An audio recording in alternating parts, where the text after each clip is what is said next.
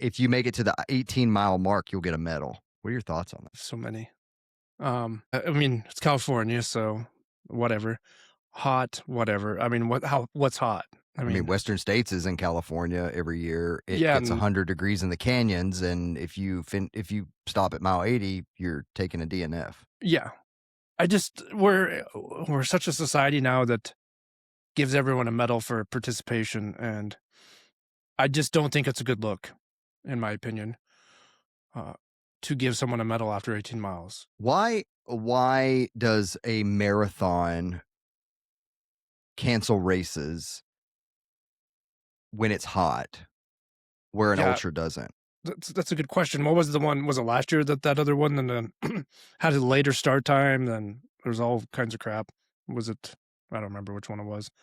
Minnesota. Some was it in one in Minnesota or something? Yeah, I think it's one of the Minnesota races. Um, I don't Now, know. I will say a caveat to that. Neither one of us are marathoners. I've run a few. Robbie's never ran one, but you are pushing yourself a lot hard. I will I will say that when you're running a marathon, you're you're redlining for the most part. I mean, there are the runners that go out just have a good time and party pace. I get that too, but for the most part, you're testing yourself and your ability, and you're redlining. We're in an ultra.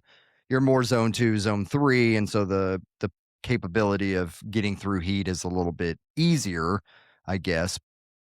I mean, you take, like I said, you take Western States, and that's 100 degrees in the canyons, and those guys are pushing the effort as hard as they possibly can. For longer.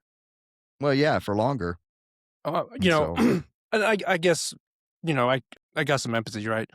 If it's your a marathon, and I'm not a marathoner, I know pushing the pace, right? You're pushing the pace, like you said, you're redlining.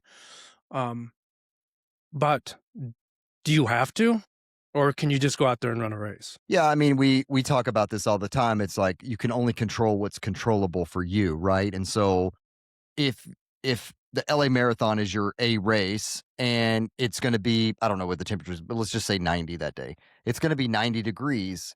You had a plan in place. You had a pace you wanted to hit. You had a particular goal time you wanted to hit. Maybe you need to curb your expectations a little bit, Hmm. because you were expecting a 70-degree day and now it's a 90-degree day. And so those 20 extra degrees, you can't control that, and you also can't perform in the level that you were going to try to perform at when it's 20 degrees hotter. And so I don't know. I I think you need to you control what's controllable. I agree, and I guess the hard time I have with this too is, uh, we run longer stuff. I go and venture in the mountains and at a different pace, slow pace. If it's raining and or snowing, I'm just going to be out there longer, or I cut down the mileage, whatever. Um, I have to meet where the weather's at. I don't expect the weather to be perfect for me. I can't control the weather. So going into a marathon thinking that, and I get you trained and all this stuff, but once again, like you need to probably just meet yourself where the conditions are at. If it's hot, be like, oh, I may need to sign up for another race for my A race. I get it. It's the LA Marathon. I get Boston. I get all these ones. But time and time again, we've seen Boston and it's a shit show rain, and we still see the front runners push, right? It's up to you. Um, it's up to you if you want to go out there and push hard and give it all your effort, even with the conditions. And you know what? If it's 90 degrees and you go out there and you have a time and you succeed, hey, you're much more of a badass, right? You've pushed beyond the limits, and there's a lot of freaking growth there mentally, right? Other way, it's like, oh, I'm just going to go out and have fun. But to say now, oh, it's going to be so hot that if you make it to 18 miles, we're just going to give you a medal. The people that do finish that, I mean, do you just stop at 18? You know what I mean? Are they going to be able to get pulled off the course at 18? I don't know. But for the people that are going to go out there and finish it, and from, the fast to the slowest, you're giving, you're kind of disrespecting them, I feel, because they went out and doing the thing, but you gave a medal to other people that just stopped, you know, 6 miles or 8 miles short. So that's my opinion. How many people do you think are going to stop at mile 18 versus just do the whole thing? It's a good question. I Like, would say the vast majority of people probably just push on. I would hope. That's what my heart would say, is just keep going, right? Yeah. Even if you're walking, I mean, marathons get so caught up in time.